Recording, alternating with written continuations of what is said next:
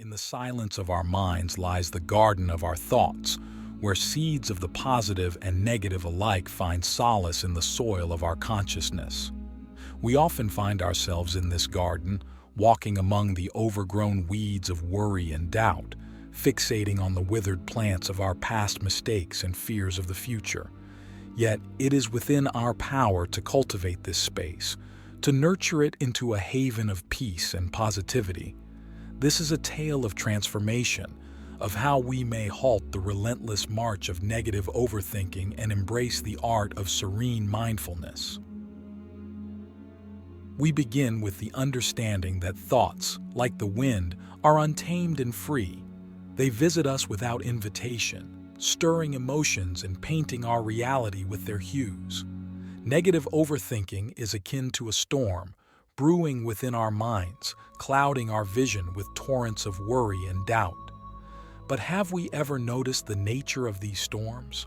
How they seem to rise from the ripples of our own reactions to life's happenings? The first lesson in our journey to serenity is acknowledging the impermanence of our thoughts.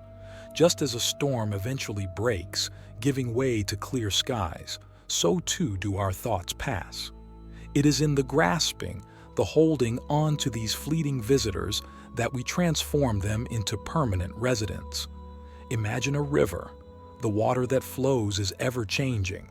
If we attempt to hold it, we find it slips through our fingers. Similarly, when we attempt to grasp our thoughts, we are left with the residue of frustration. In this understanding, we find our first practical approach, the art of observation without attachment. When a negative thought arises, rather than immediately reacting, we pause.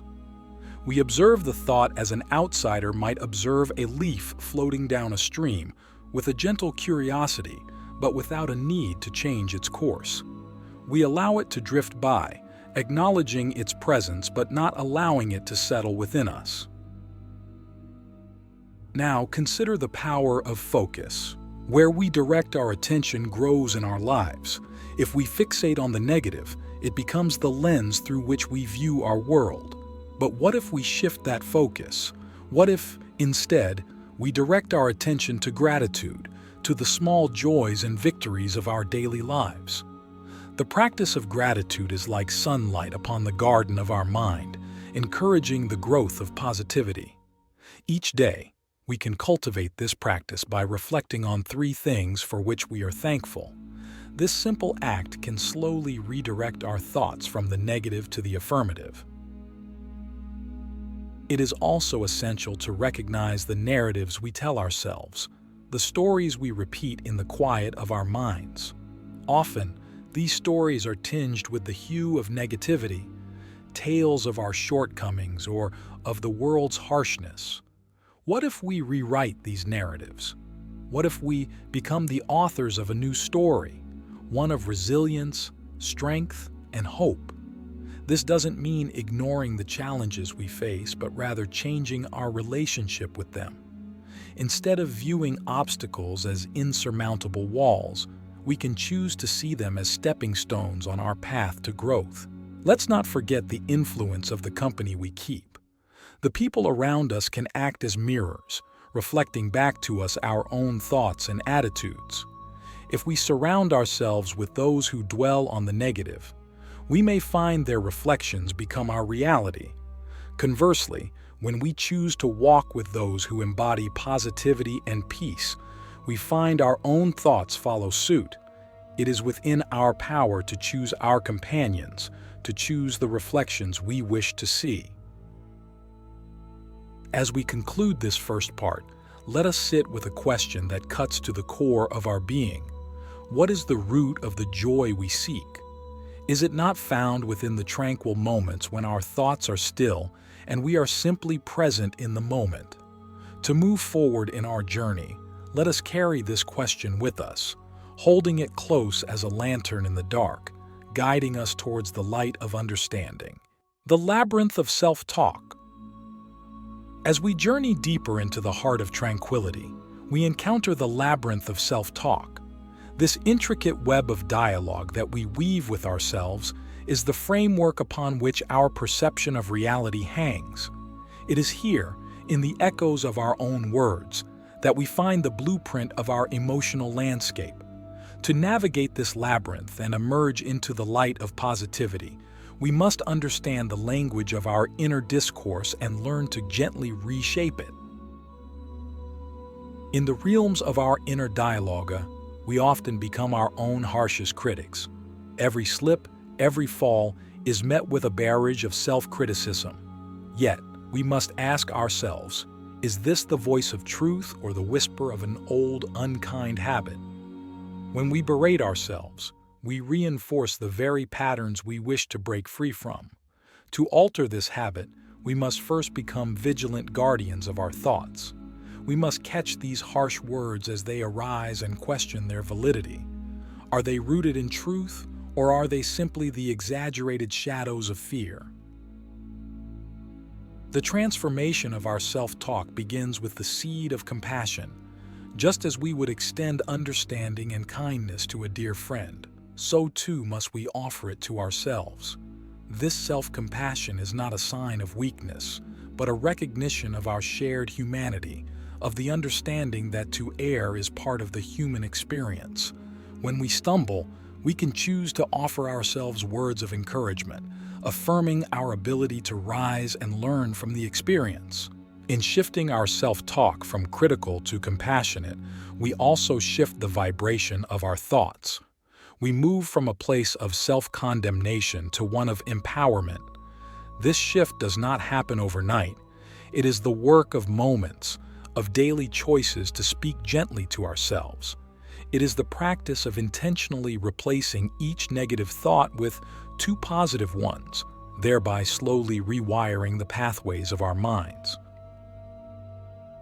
Furthermore, the labyrinth of self-talk is often fueled by the desire for perfection, an elusive goal that dances just out of reach, forever taunting us with its impossibility. We must recognize that perfection is not the absence of flaws, but the acceptance of them.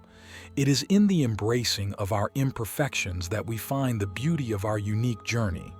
When we release the pursuit of an unattainable ideal, we also release the weight of constant overthinking.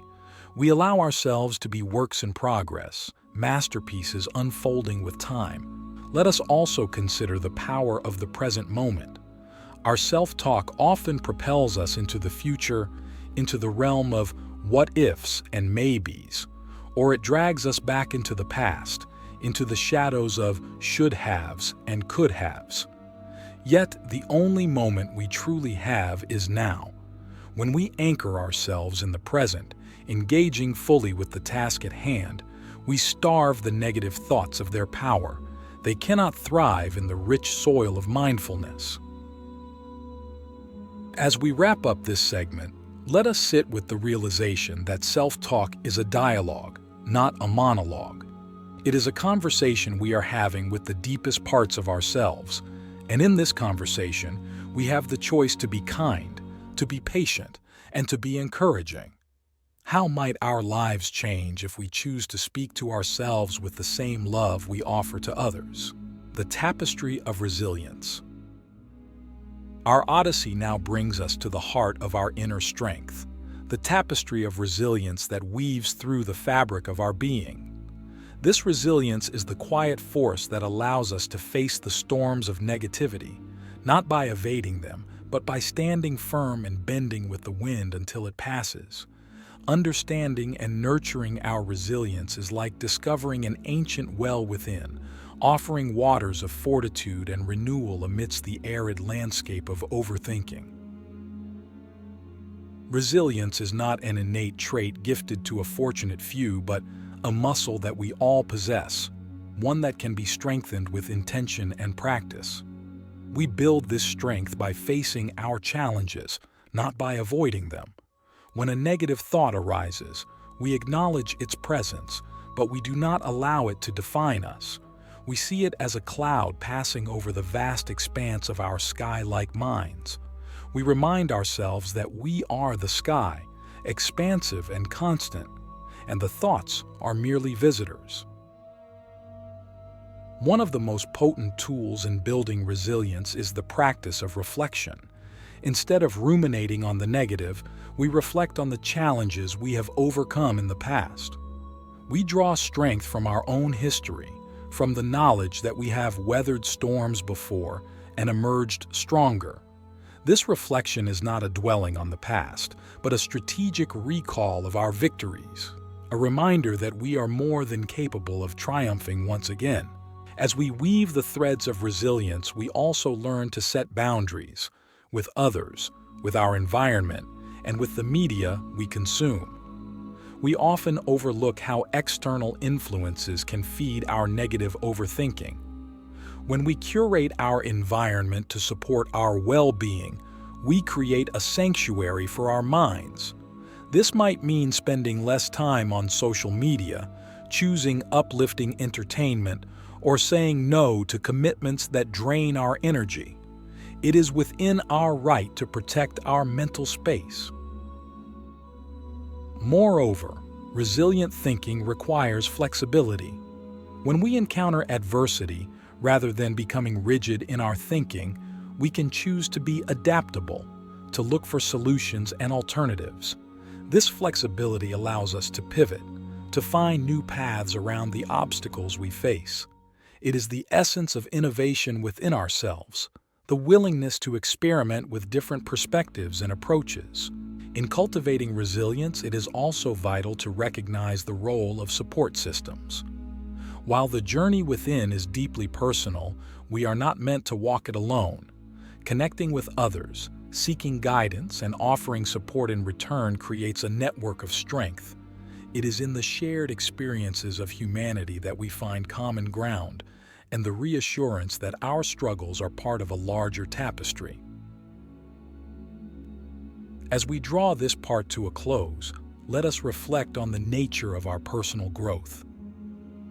Is it not true that the most beautiful growth often takes place in the darkest of soils, in the rich earth of our challenges and pain? How might our lives transform if we view every negative thought as a catalyst for this growth, as the contrast needed to fully appreciate the light of our resilience? The dawn of inner alchemy. In the final act of our introspective saga, we arrive at the dawn of inner alchemy, the transformative process by which we transmute the base metals of our negative thoughts into the gold of wisdom and inner peace. This sacred transformation is the quintessence of our journey, the ultimate merging of our learned practices into a holistic state of being, where every challenge becomes an opportunity for personal alchemy. The cornerstone of inner alchemy lies in the mastery of our reactions. It is not the events of life that shape us, but our responses to them. Just as the alchemists of old sought to transform lead into gold through a series of processes, we too can apply a sequence of mental and emotional reactions to convert the leaden weight of our negative overthinking into insightful, golden perspectives. We begin with the base material, our awareness. This is our prima materia, the essential substance required to initiate the alchemical process. By cultivating a deep, unwavering awareness of our thoughts and emotions, we become adept at recognizing the first stirrings of negativity. With this awareness, we hold the power to pause before we react, creating a space for choice, the crucible within which transformation occurs. In this space, the next step of our alchemy is intention. With each thought that arises, we set an intention for how we will proceed. This intention is our philosopher's stone, the catalyst for change. It shapes our thoughts, guides our actions, and aligns our inner world with the outcomes we desire. We intend to learn, to grow, and to find meaning in our experiences, no matter how shadowed they may appear. As we apply the heat of our attention to our intentions, we engage in the process of distillation, boiling down our experiences to their essence. We ask ourselves what the core lesson is, what the silver lining might be, and how we can use this knowledge to better ourselves and our world. This distillation separates the useful from the useless, the truth from the false, leaving us with a pure elixir of insight. The final stage is the coagulation, where the wisdom we have distilled crystallizes into a solid form within our consciousness. This is the gold of our inner alchemy, the wisdom that becomes a part of who we are, infusing our every action and thought. We find that we no longer react to negative thoughts with fear or aversion, but rather with a sense of calm curiosity. We have learned the art of mental and emotional alchemy, and in doing so, we have transformed our inner landscape. As we emerge from the alchemical process, we realize that our journey is not one of reaching a final destination, but of continuous transformation. The dawn of inner alchemy is not a singular event, but a perpetual unfolding. Each day presents new opportunities to practice our alchemy, to turn the lead of life's challenges into golden moments of growth and understanding. With this realization, we understand that the garden of our mind will always have weeds, but we also know the joy of gardening, of tending to our thoughts, nurturing our growth, and delighting in the bounty of our harvest. As we conclude our tale, let us carry with us the alchemical tools we have honed. Let us step into each new day with the knowledge that within us lies an alchemist, capable of transforming the very fabric of our reality through the power of our thoughts and intentions. Are you ready to embark on your own journey of inner alchemy with these insights as your guide?